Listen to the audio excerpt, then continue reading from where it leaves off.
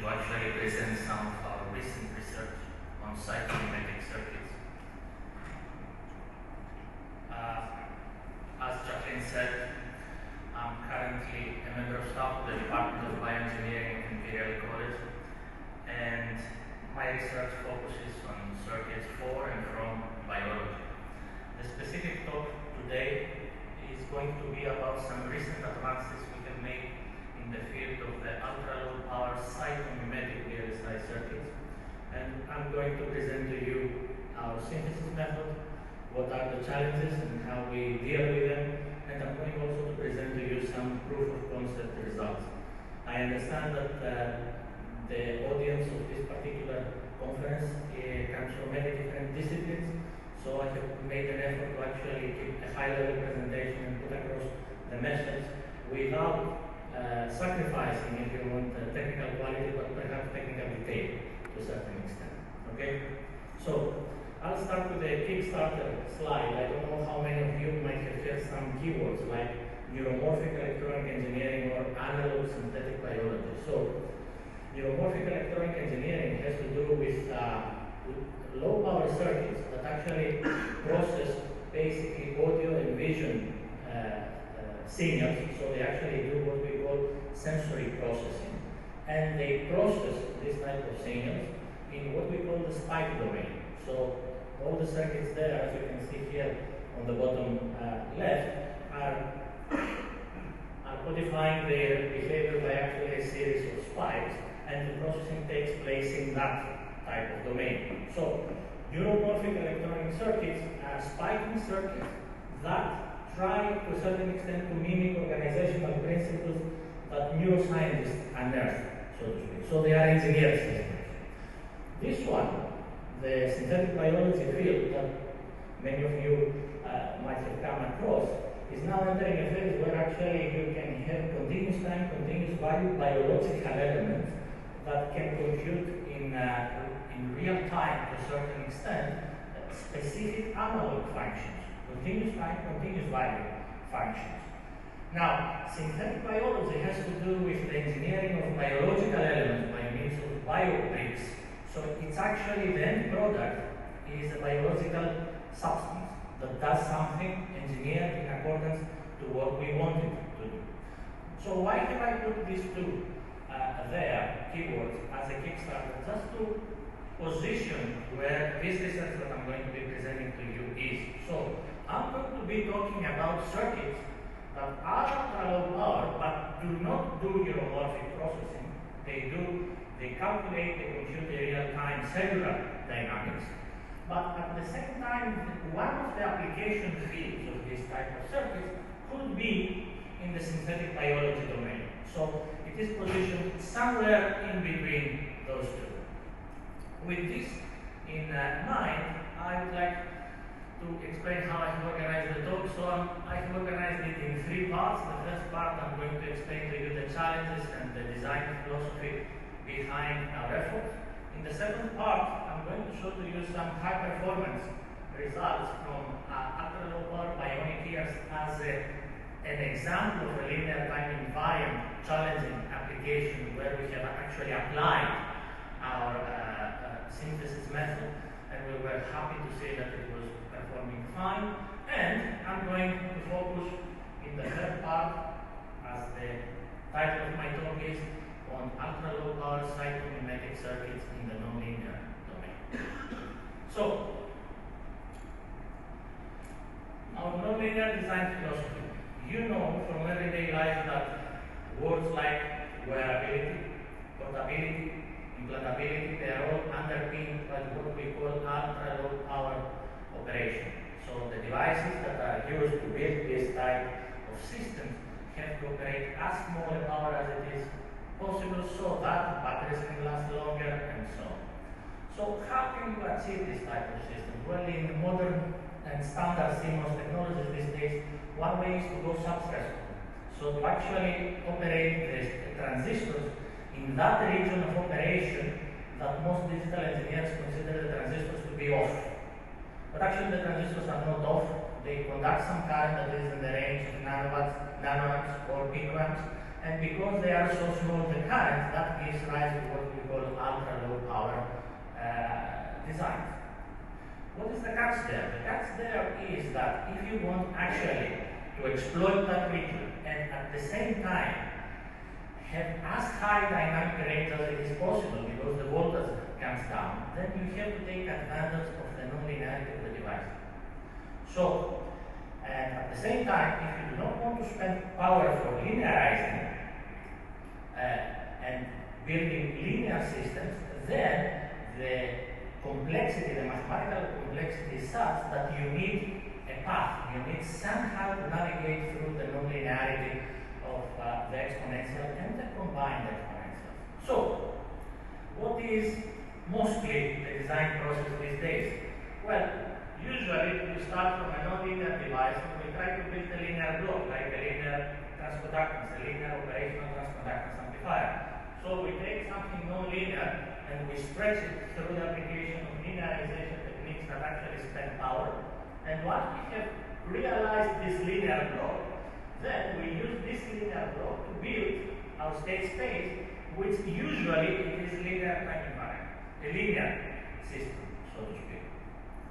What we try to do is to actually get rid of the linearization part and allow ourselves to operate in the sub-threshold region, and in this way gain in terms of low power operation because we are in the sub-threshold region, high dynamic range operation because we skip the linearization path, and actually what we want is to exploit the full non-linear characteristic of the device and build what we want, which might be linear or non-linear, by directly mapping the dynamics that we have found to the target dynamics.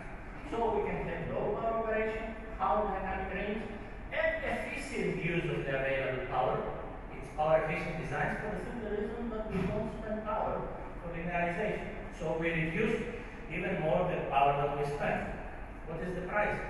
The price that we pay is that actually in that region of operation the drain current of the transistor is given by a rather complicated exponential there, and we have to actually harness somehow this type of exponential. So this is the trade-off. We are going for that, and this is the price that we have to pay. And I showed you here typical characteristics where you can see the logarithm of a transistor current versus voltage, and you can see that you have a linear range in the semi-log, this field, which suggests that indeed we have around 1.5 decades of current there to do our design. We need all of that range. So the only way to actually have low power and power efficient design in that range is to actually operate in the large system regime. We must allow the transistors to operate in accordance with the exponential characteristic and not linear. So this is the setting. What have we done? It's rather simple to a certain extent, but it's very interesting where you end up with a simple, but I would say solid operation.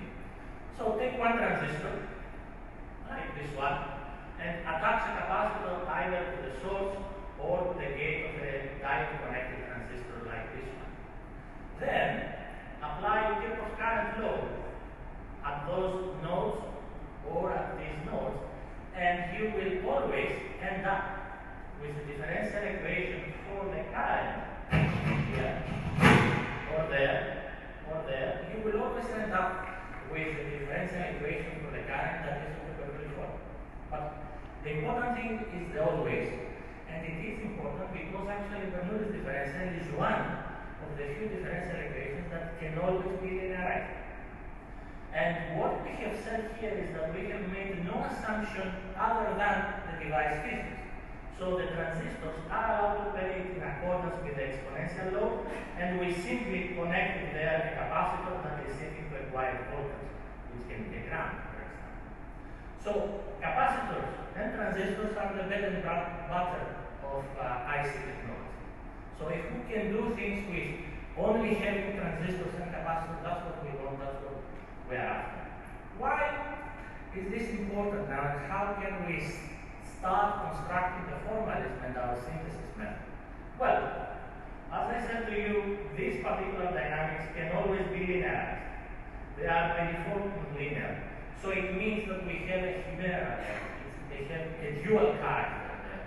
We can either exploit them perhaps by default for realizing nonlinear dynamics, or we can use the linearized version of this and produce linear or linearized dynamics. How can we do that?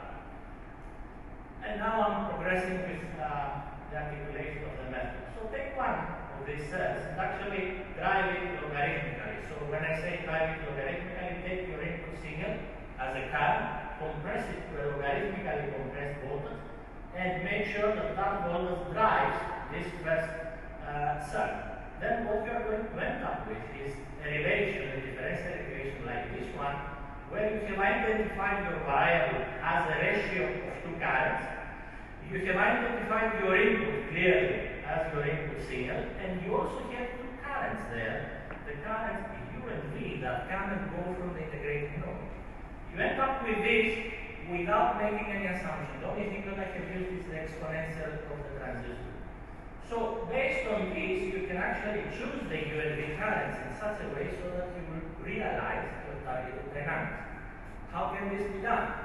Take many of these cells and connect them in tandem and make sure that each next one actually sees variations of the integrated capacitor at its gate. Once you do that, you end up with a system of coupled differential equations where all these U and V currents, these currents here, that come and go at the different integrating nodes, can be determined, can be dictated by you in such a way so that you realize the targeted dynamics. For example, let's say that we have a set of nonlinear dynamics like this one.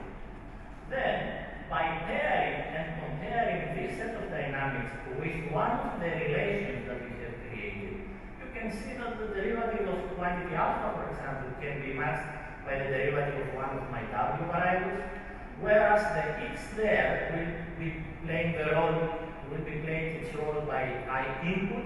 So I input is or can become or can correspond to a version of X. And by rearranging a bit here, you can always end up with specifying the form of the U and V currents that they need to have, so that you end up actually realizing the target dynamics. So the U and V currents for us are our design parameters, and through this pair and compare procedure, we end up specifying the correct form and see whether we can actually, in fact, realize the targeted dynamics. So, this is basically how we go ahead. We have a very powerful tool here, something like this one, for which I have done no assumptions. Only the device physics are allowed to dictate the dynamic behavior of this. I have this backbone, which I call it Bernoulli backbone, which gives actually this specific set of dynamics, and depending on whether I want a linear state space or a non-linear one, this is like one of the examples that I'm going to show to you, the glycolysis oscillator example. We can actually determine the U and V currents in such a way so that the map on silicon now dynamics compute in real time and in ultra low power the targeted dynamics. Now, this brings us to the end of the first part of the talk, and before we proceed to the cytomimetic example that I would like to show you, I would like to say that there is a catch in all this effort. The catch is that if you present an electronics engineer conference, the very first thing they are going to tell you is, hang on a minute, what you are telling us there is designing in the sub-threshold regime. We know that if we have two transistors next to each other, let's say that they are a few square micrometers each, on the same wafer, on the same die, and you want those two devices to carry exactly the same current, since you are going to do some form of computation here, then we know that actually we have to apply specific physical layout techniques to ensure that the two currents are the same, and on top, the devices must be large, because if the devices are not large, then even though the two transistors will be next to each other, and when I say next to each other, I mean within a few micrometers or tens of micrometers apart, they will not carry the same current, and in this way, some error will be propagating in different parts of the circuit that will be computing. So there is there is a very basic source of error there that has to do with what we call the mismatch of the devices. So before we proceeded with the nonlinear circuits, we actually focused on linear challenging examples, and I'm going to show to you two specific examples that show that it is possible to build robust systems with this type of synthesis method. However, for the next few slides, it's not going to be a large part, I'm going to show to you a linear example, which is borrowed by our ionic ear research and aims at conveying the message that A, the synthesis method is valid, and B, that it is practical as well. That it is to say that the errors introduced do not make the different responses of different cells be all over the place. The responses should be one on top of each other. So what we did was actually to try and mimic a segment of the basilar membrane of the inner ear. So this type of research has application in bionic ears, and it has application in ultra-low power, totally implantable cochlear implant processor. So the trick here is, these are measured results from Ruggiero. The trick is, can we actually model this type of response by means of a linear time invariant system and then build it and see that actually it is robust? That's what we did. I'm not going to go into the detail. We proposed what we call the 1-0 gamma filter, which is a cascade of transfer functions which you tune them in such a way so that its characteristics in terms of how narrow the band is, how big the gain is, or its tuning matches to a certain extent the response of a segment of the basilar membrane of the inner ear. The trick for us is that this is a linear system, but the challenge is that we want a high performance system there. We want something that would match the response of the natural ear, so we want dynamic range of 120 dB. Can we achieve that? And can we also show that actually our design approach is robust, so that when you build 10 chips, the response of one will be exactly the same like the response of the other? So that was the trick. We applied the pair and compare process. We find the correct type of U and V currents by associating different variables of the different equations. On top, we also put a lateral inhibition scheme which has the following function. Instead of controlling the gain of one of its cells by the output of the cell itself, we actually said that we are going to be listening to adjacent channels so that and apply lateral inhibition in an effort to actually increase our spectral contrast within the compressed domain that we use for cochlear processing. So we have a compressed domain, but we want to have spectral contrast. We couldn't solve it. What can we do? We can do lateral inhibition. But can we do lateral inhibition with this method, which is a challenging task? So that's what we wanted to do. So we built two chips. The first one is this one, and this is the segment of the basilar membrane. We measured its response 124 dB for 5% PhD, 4.5% PhD, and actually it consumes only 3.4 microwatts of power. That type of performance for cochlear processors is now state of the art. This is the result that we got. This is how we model the behavior of a segment of the basilar membrane, and you can see the variation of the gain with the current that controls the quality factor of that one. Check that there is a good correspondence, I wouldn't say matching, but a good correspondence between what we realized and what nature produces in terms of physical response of a segment of the basilar membrane. However, for the purposes of this talk, it is these two results that are important. Remember, I introduced that as a challenging linear example, and see Is our format practical and robust enough? What you see here is 19 chips, one on top of each other. So when we fabricate this, perhaps some of you might not know. So what we actually do, we send the designs to the fabricator, and then we get back 20 chips, usually. If you have more money, you can get 40 chips. So we usually get 20 chips back, and you can test all of those. Ideally, the response of all should be one on top of the other if the physical layout of the chip and the methods we have applied are the correct ones. And this is what you see here.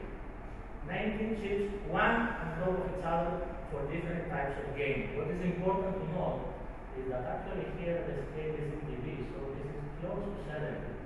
And the tail here of the response is around -20. So you have around 90 dBs of gain. There. That's huge. 90 dBs of gain, and you ensure with only spending a couple of microwatts that one response of the chip is on top of the other. So it seems that it is working.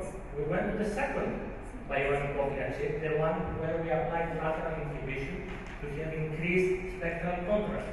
Again, 6 microwatts per channel. This is 28 microwatts plus a few plus 8 microwatts for the automatic gain control for 5 channels there. So it's 6 microwatts per channel, effectively. And these are all responses of 19 chips, one on top of the other, when post-fabrication and when we apply lateral inhibition. So, this is the end of the second part of the talk. With the first part, I told you the way we actually try to synthesize these things. In the second part, I'm showing to you these results to convey the message, because always there might be an electrical engineer in the audience, that actually what we build is practical and robust despite the errors that come into the design from the fabrication. So with those two things now ticked, the method and the practicality, we started focusing on nonlinear biological examples. So we started focusing on nonlinear microwatt range cytomimetic circuits. And I was indeed intrigued to see the variety of possible responses that one can focus there. So there are certain questions: which ones do we choose and why? So I'm going to show to you 4 examples. The 3 are simulated, and the 4th is the world's first actually cytomimetic circuit that was fabricated and tested. The first example we focused on was actually intracellular calcium oscillations. Why? I suppose most of you know it better, because it is one of the most widespread oscillatory phenomena at cellular level.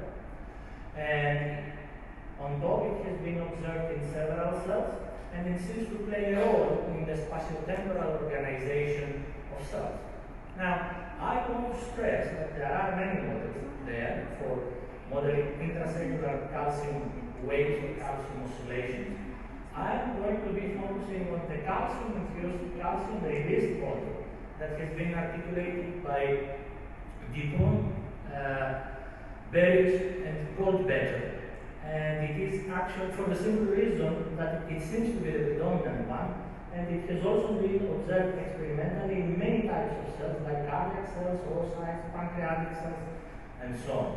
So we are changing taste now, and we'll start showing more biological type of responses. And this is the model. This is the model of Dupont, Berich, and Goldbetter. What happens here? Well, in a nutshell, effectively, we have some sort of stimulus that actually reaches an area of the cell membrane. This is the cell membrane there, a receiver there, which actually produces IP3. IP3 stands for inositol 1,4,5-triphosphate, IP3. The IP3 there, when it enters the cytosol, is effectively acting as a trigger for the release of calcium for an internal to the cell pool, an internal storage area, if you want, of the cell, that is sensitive to IP3. So IP3 is generated and actually produces the release of calcium, free calcium, in the cytosol space. the concentration of this free calcium in the cytosol is denoted by X. Now this free calcium is effectively interacting with the concentration Y of a calcium again in a second pool within the same cell, but this second pool is now insensitive to IP3. And effectively what the model codifies with this set of dynamics, I'm not going to go into the detail, I will simply say that the X and Y, the two calcium concentrations, the free in the cytosol and the one in the second storage compartment here, they interact with each other by means of rate constants like Z2 and Z3 that depend on these concentrations, but also depend on the particular type of phenomena which are codified by different Hill coefficients and so on.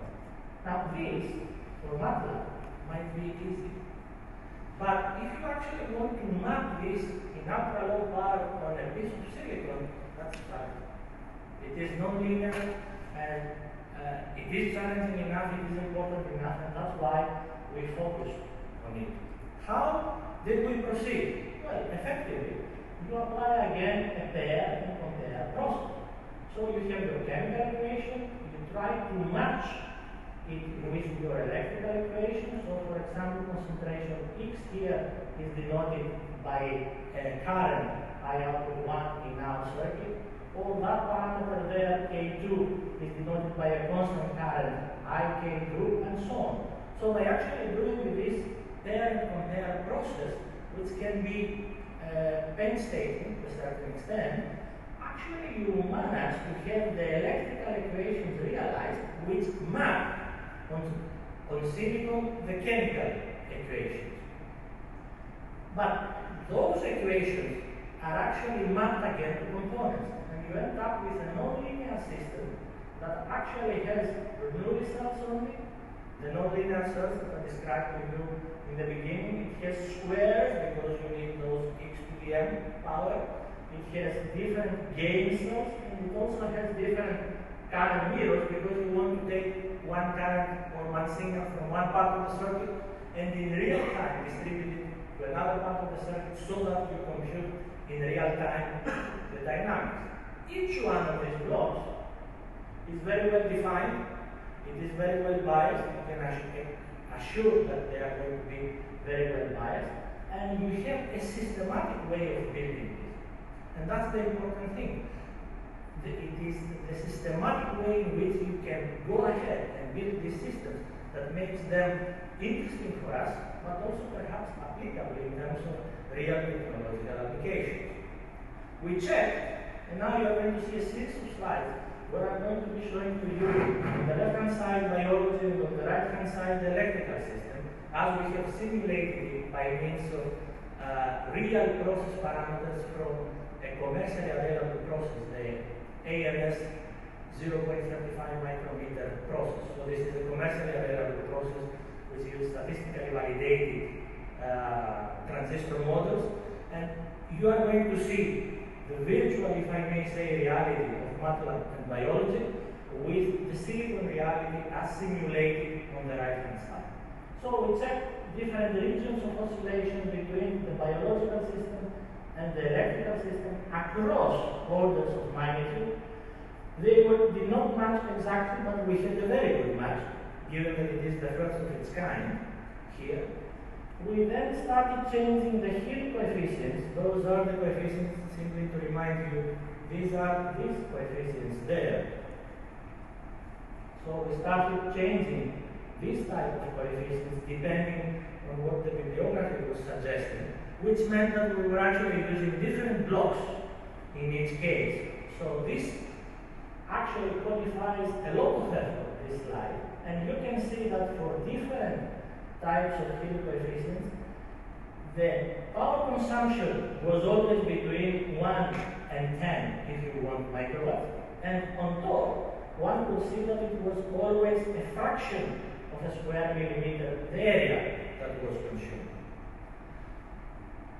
We went into the time domain, and there you can see transient MATLAB results on the left and simulated electrical results on the right with good correspondence one between the other. You can see, for example, here that the cytosolic calcium, which reaches 5 micromolars here, we have tried to make it reach 5 nanoamps here. So we have tried to have this numerical correspondence as well.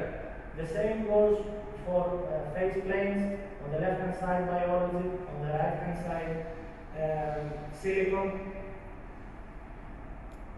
We actually swept triggering variables across the two different systems, the biological and the electrical one, and you can see that in both cases we have the generation of oscillations within the expected region of values.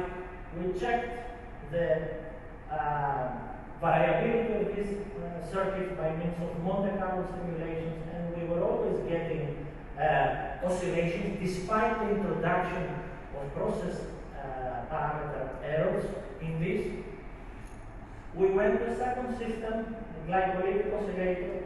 Here we have phosphofructokinase, and we also have fructose 6-phosphate as well, interchanging and playing. You can see biology on the left, silicon on the right, biology on the left, silicon on the right for different regions of oscillation.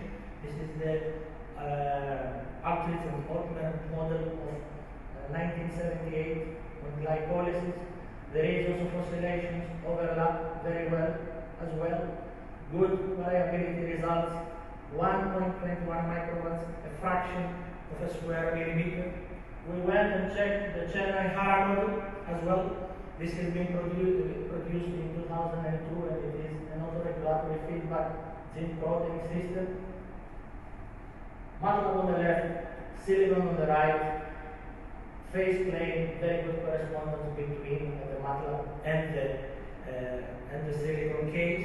And having simulated 3, we actually went ahead and built the 4th one, which has to do with the mammalian cell cycle, the model that has been proposed by Gerald and Goldberg in 2011 in an interface focus. Why cell cycle? Because it is important, because it has to do with cell division, because it is challenging enough, because it is a 5-variable model. We have simulated 2nd and 3rd order models. Now we are going to fabricate a 5th order system.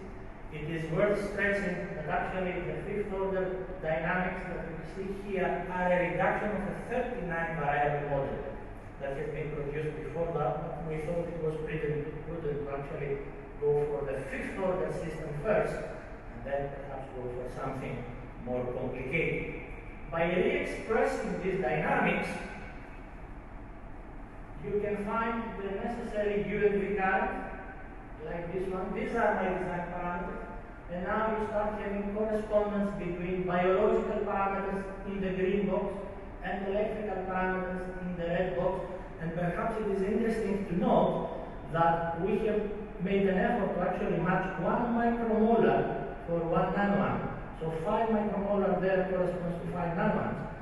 And for the different rate constants, 1 over hour in biological terms now becomes 1 over second in silicon terms. So we accelerate the simulation of the biological dynamic. This is a tedious process. You end up with a complicated circuit which is built in a systematic way. Again, the different blocks are very well characterized and studied, and you start doing what they produce. The specific model actually produces rich dynamics, and you can have either quasi-periodicity or chaos. We tuned our system, and we can have both quasi-periodicity and chaos. But on top, we wanted to realize the periodic oscillation solution because that's what makes sense in terms of biology. And you can see on the top MATLAB. So this is virtual reality if you want, that's the model, and this is less of a virtual reality because actually it's the simulation of the electric circuit with all the errors of the components.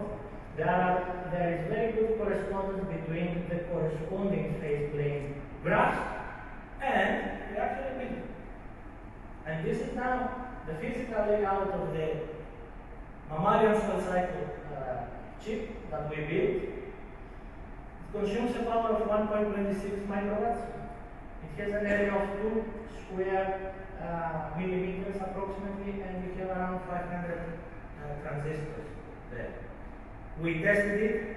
It's not easy to test that. These are results. These are the periodic oscillations we got from the chip. These are the phase plane results. This one, and this one are very good. This one is a bit tilted, and it has to do with an offset that has been introduced. We are still learning, right? And what you see here is percentage deviation as you vary certain currents of the chip, and you see that the difference between the chip and the simulation becomes very, very small the moment you cross 1 nanoamp. Above 1 nanoamp, because the transistors break better, it seems that the errors go down. Where do we go? This was the first one that has been built. It is going to be presented in a special issue in synthetic biology on now IEEE transactions on biomedical circuits and systems.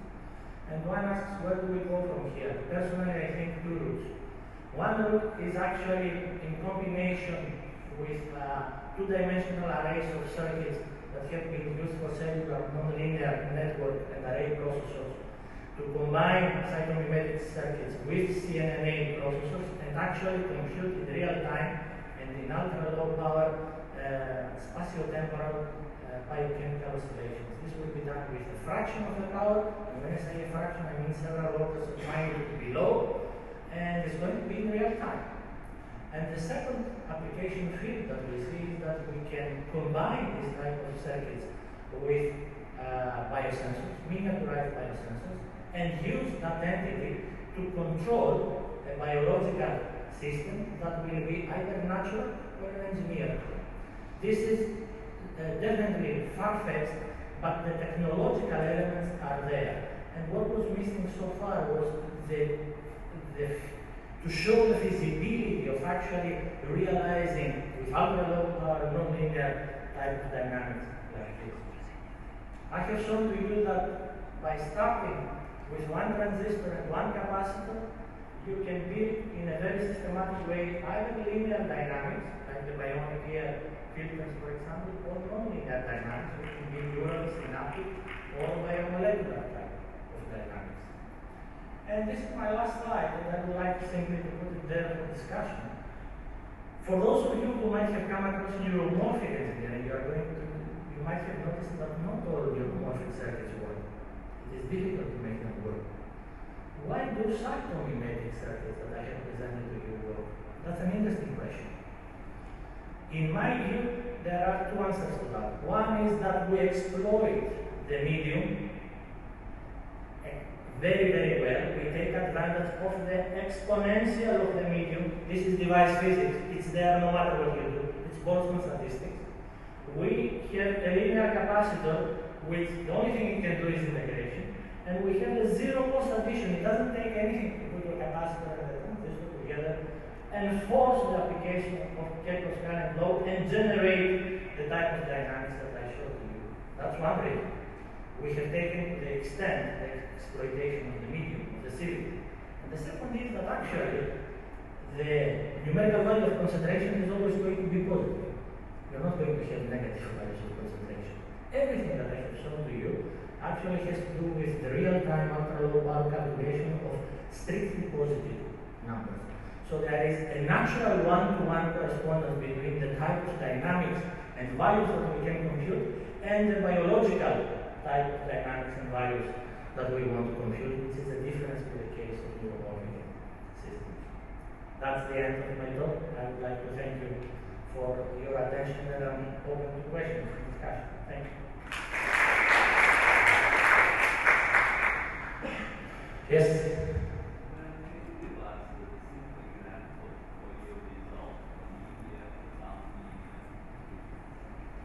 The difference between linear and nonlinear. It's very simple because actually I just want to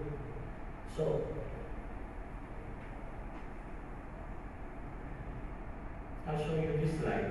What you see on the left here, it's a linear state space, so you do not have there so you want linear versus nonlinear. Okay, this is the linear state space, and the linear result that you can see is these measured responses, which are now in the frequency domain. So this is a filter which is codified by means of a linear time invariant system. We measured it in the frequency domain. So when it comes to linear responses, we as engineers tend to look in the frequency domain. So this is a linear response, and you can see that it is linear by actually checking how much is the total harmonic distortion when you actually start increasing the strength of the input signal. So for 6 orders of magnitude, you still get very low total harmonic distortion, which shows that indeed it is a linear system. If you leave the linear state space and you start having things that look like that, where you have not only linear terms but also have squares, cubes, etc., then this is the non-linear case. And when it comes to actually mapping this on silicon, that's challenging. You can map them by actually using op-amps, using bigger blocks that you have taken more transistors and make a linear response, and then you use them again to make something non-linear, but it doesn't make sense. Because you always have there a pristine, and I would say an innate non-linearity of the medium. The clever thing is to actually exploit that non-linearity. Okay? They are different because the linear result is in the frequency domain. The non-linear result, like this one, for example, this one, for example, you can see now, this is time domain, not frequency domain. It doesn't make sense to characterize it in the frequency domain. And you can see time traces of concentration of silicon, left biology, right the mapped silicon dynamics.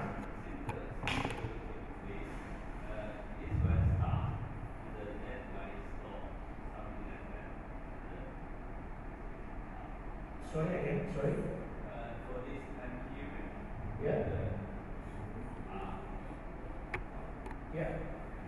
What we have, I don't have such a graph, but what we have done, yes, I don't have such a period, such a graph, but what we have done, and I want to say that, is that you can scale, I don't show that the same axis, because you can scale through certain parameters internal to the dynamics, both the amplitude. So you can say that 1 micromolar could be 1.75 nanometer.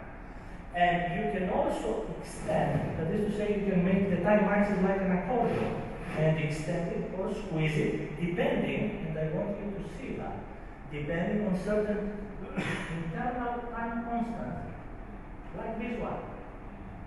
By choosing the value of that internal time constant, you can make the dynamics in the time domain extend.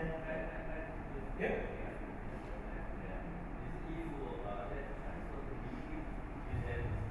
That's not the transfer function, that's the time domain result.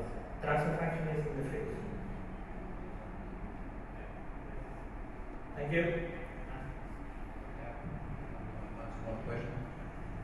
As a biologist, I won't be in the second part of your talk, whatever. So, in normal body, all or the majority of the cells are submitted to electrical stimulation. They are producing different intensities, let's say, what we call the electrical field.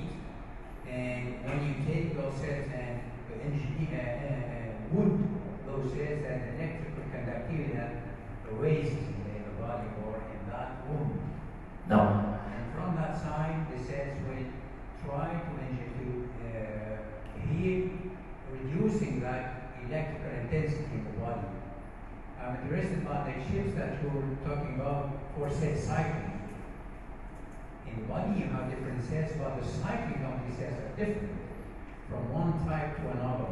True. How are we going to get a chip that can give me a response, correct response for, let's say, cardiomyocytes, and from the other side, muscle cells, on the other side, epithelial cells? Yeah, so effectively, what you are asking, if we go back to this type of dynamics, let's talk about this type of dynamics.